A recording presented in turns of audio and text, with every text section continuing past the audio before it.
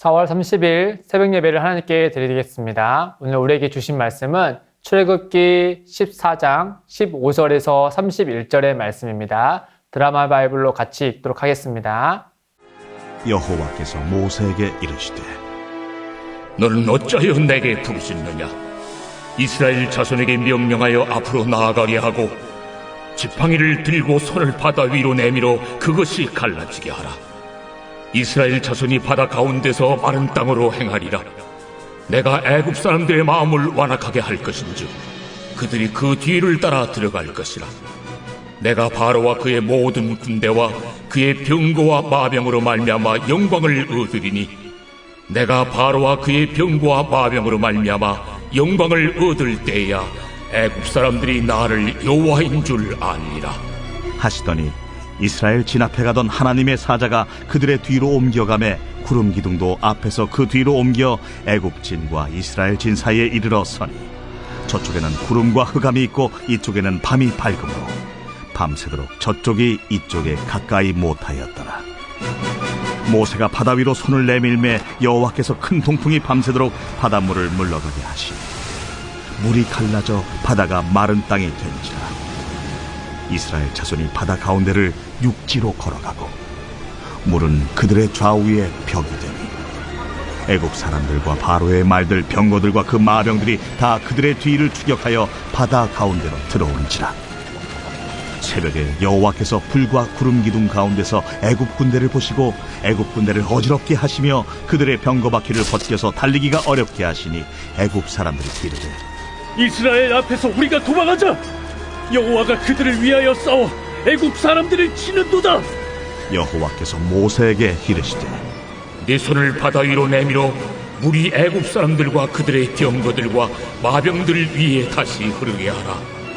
모세가 곧 손을 바다 위로 내밀매 새벽이 되어 바다의 힘이 회복되니라. 애굽 사람들이 물을 거슬러 도망하나 여호와께서 애굽 사람들을 바다 가운데 엎으시니 물이 다시 흘러 병거들과 기병들을 덮되 그들의 뒤를 따라 바다에 들어간 바로의 군대를 다 덮으니 하나도 남지 아니하였더라. 그러나 이스라엘 자손은 바다 가운데를 육지로 행하였고 물이 좌우에 벽이 되었더라. 그날에 여호와께서 이같이 이스라엘을 애굽 사람의 손에서 구원하시며 이스라엘이 바닷가에서 애굽 사람들이 죽어 있는 것을 보았더라. 이스라엘이 여호와께서 애굽 사람들에게 행하신 그 큰 능력을 보았으므로 백성이 여호와를 경외하며 여호와와 그의 종 모세를 믿었더라. 여러분, 한자 상어 중에 사면초가라는 말이 있습니다. 말 그대로 사면에서 초나라의 노랫소리가 들린다는 뜻입니다. 이 말의 유래는 이렇습니다. 초나라의 패왕 항우가 한나라의 유방이 천하를 다툴 때였는데 초나라 왕 항우에게 운명의 날이 다가오고 있었습니다. 한나라 유방이 승기를 잡아가면서 항우를 사지에 몰았습니다. 그때 유방은 손쉽게 승기를 잡기 위해 초나라의 포로들을 데리고 와서 초나라의 노래를 부르도록 했습니다. 구슬픈 고양이 노래소리가 들리자 항우는 자신의 고국 초나라가 점령되었다라고 생각이 들었고 또 현재 자신이 이렇게 처한 상황이 겹치면서 그만 목숨을 끊고 맙니다. 이런 유래로 사면초가라는 말은 사방이 적에게 둘러싸여서 더 이상 희망이 없는, 누구의 도움도 받을 수 없는 그런 상태를 가리켜서 우리가 오늘도 사용합니다.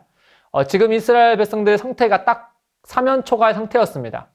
뒤에서는 마음을 바꾼 애굽의 군대와 그 바로가 쫓아오고 있었고 앞에는 홍해가 가로막고 있었습니다. 그러나 사면이 막힌 이스라엘 백성들에게 한 가지 희망이 있었다면 바로 하늘이 뚫려 있었다는 것입니다. 앞서 모세는 이스라엘 백성들에게 너희는 가만히 서서 여호와께서 오늘 너희를 위하여 행하시는 구원을 보라 라고 선언했습니다. 즉 뚫린 하늘에서 우리에게 구원을 베풀어 주실 그 하나님을 바라보라는 뜻입니다. 사방이 막힌 이스라엘 백성들에게 뚫린 곳이라고는 하늘뿐이었지만 하나님은 놀랍게도 아무도 상상할 수 없는 일을 행하셨습니다. 바로 바다를 갈라 길을 만드는 일이었습니다. 우리 15절과 16절 말씀에 보시면 여호와께서 모세에게 이르시되 너는 어찌하여 내게 부르짖느냐 이스라엘 자손에게 명령하여 앞으로 나아가게 하고 지팡이를 들고 손을 바다 위로 내밀어 그것이 갈라지게 하라. 이스라엘 자손이 바다 가운데서 마른 땅으로 행하리라. 앞서 모세는 이스라엘 백성들에게 가만히 서서 구원하시는 여호와를 바라보아라 라고 선언했지만 갑작스레 하나님은 모세에게 이르기를 너는 어찌하여 내게 부르짖느냐 라고 반문합니다. 아마도 14절과 15절 사이에 기록되지 않은 이 모세의 행동이 숨어 있는 듯합니다. 이에 대해 크게 두 가지 의견이 있는데 하나는 모세가 하나님께 기도했다는 것이고 다른 하나는 모세를 하나님께 원망시킨 이런 말투로 부르짖는 이스라엘 백성들과 동일시했다라는 점입니다. 두 가지 중에는 아마도 전자가 더 설득력이 있어 보입니다. 왜냐하면 하나님께서 지금 모세 한 사람과 이야기하고 있고 또 곧바로 모세 개인이 해야 할 일을 말하고 있기 때문입니다.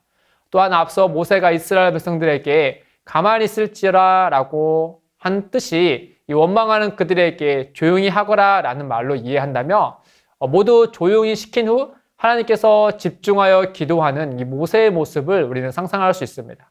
좀 더 쉽게 상상하며 모세도 사방이 막힌 이 지점에 하나님의 도움을 바라며 이르기를 하나님, 우리가 지금 이곳에서 그저 멍하니 아무것도 하지 않은 채 가만히 있어야 합니까? 라고 기도했을 겁니다. 그러자 하나님은 그런 모세를 향해 서둘러 움직일 것을 말씀합니다.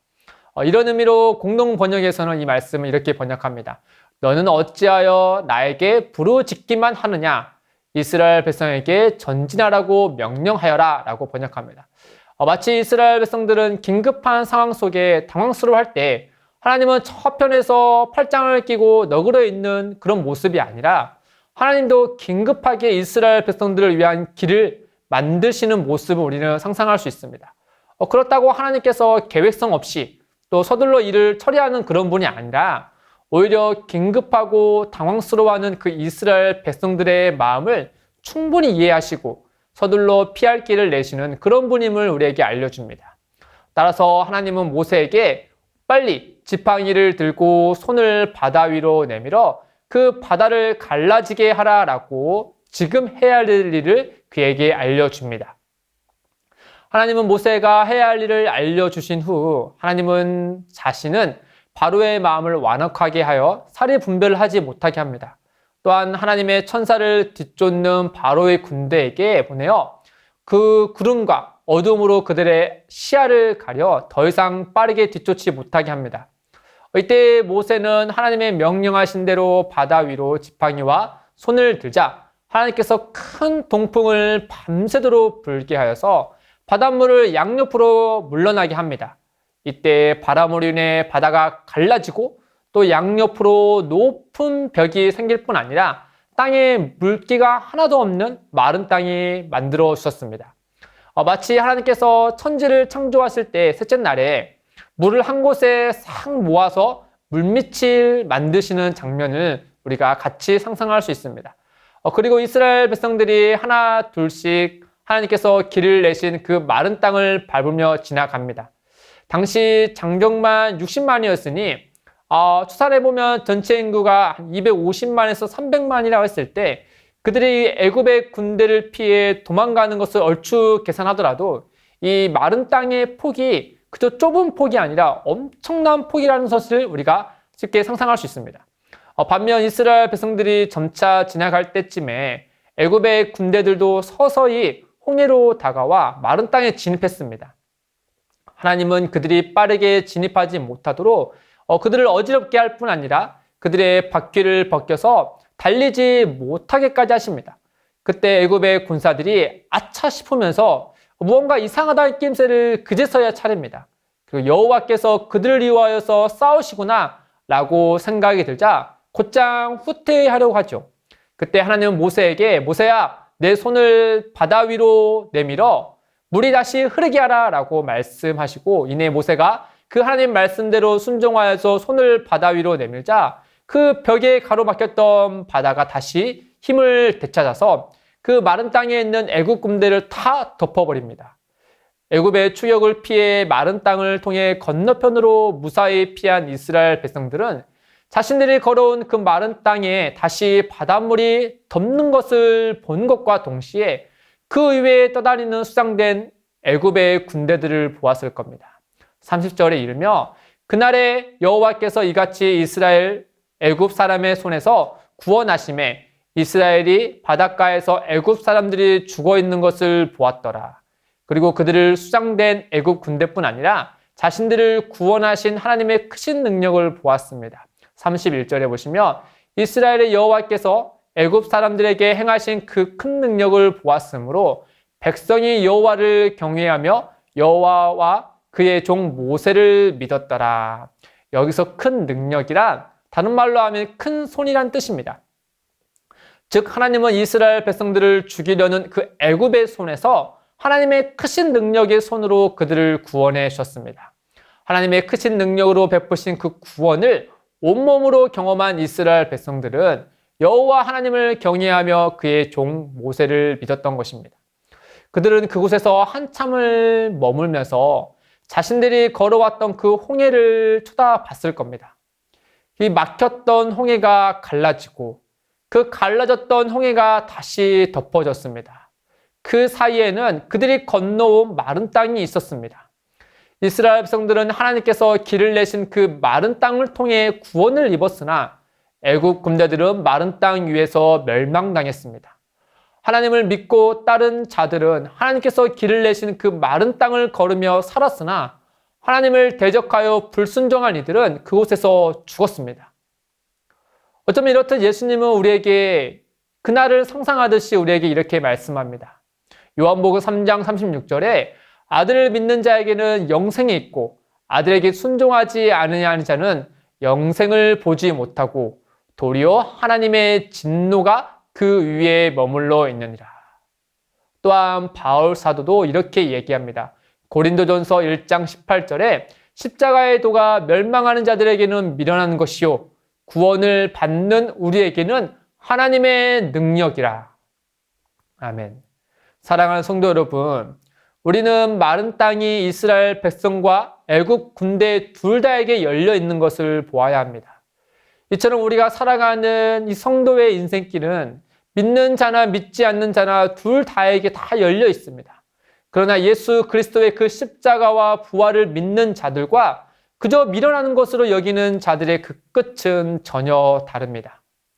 비록 신앙인들이 가는 그 길에도 언제 어떻게 쏟아질지 모르는 바다 벽 사이를 걷는다 하더라도 또한 우리의 삶을 올가매어 괴롭게 하는 것들이 뒤쫓아오더라도 우리를 위해 길을 내시는 그 하나님, 크신 손으로 역사하시는 그 하나님을 우리는 바라봐야 합니다.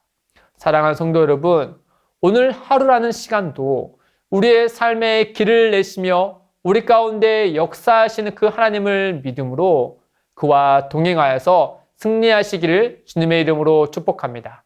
기도하겠습니다. 하나님 아버지, 죄 있는 우리를 구원해 주셔서 감사합니다. 그 예수 그리스도를 통하여서 우리가 믿음으로 구원받고 또한 그 구원받은 백성으로 오늘 하루를 살아가게 하심에 감사합니다. 하나님 우리의 삶 가운데 함께 하시고 또 우리가 가야 할 길을 열어주시며 그 길 가운데 동행하여 주실 것을 우리가 믿습니다. 오늘도 그 믿음으로 하루를 살아감으로 주 안에서 승리할 수 있도록 주님 역사하여 주옵소서. 감사하며 이 모든 말씀 우리 주 예수님의 이름으로 기도드립니다. 아멘.